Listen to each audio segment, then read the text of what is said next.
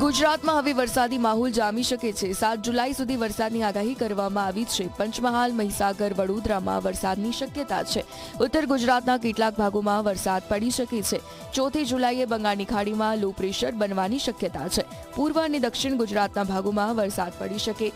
અનેક વિસ્તારમાં 4 થી 6 ઇંચ વરસાદ પડવાની શક્યતા છે। આ સાથે મધ્ય ગુજરાતના કેટલાક ભાગોમાં જળબંબાકાર પણ થઈ શકે। 29 અને 30 જૂનથી સૌરાષ્ટ્રના ભાગોમાં વરસાદ પડશે તો 3 જુલાઈથી રાજ્યમાં સાર્વત્રિક વરસાદ પડી શકે। તો કેટલાક ભાગમાં અતિ ભારે વરસાદથી જળબંબાકાર થવાની શક્યતા રહે। નાની નદીઓમાં પૂર આવવાની શક્યતા રહે। સાબરમતી નદીમાં પણ પાણીનું વહેણ આવવાની શક્યતા રહે। આ ઉપરાંત ઉત્તર ગુજરાતના ભાગો, મહેસાણાના ભાગો, પાટણ સમી હારીજના ભાગો, બનાસકાંઠાના ભાગો, સાબરકાંઠાના ભાગો, અરવલ્લીના ભાગોમાં પણ વરસાદ થવાની શક્યતા રહેશે। એટલે વરસાદ ઉત્તર ગુજરાતના ભાગોમાં તારીખ 2-3 જુલાઈથી તારીખ 7 જુલાઈ સુધીમાં અને ધીરે ધીરે વરસાદ 10 જુલાઈ સુધી પણ કદાચ કોઈક ભાગમાં રહી શકે।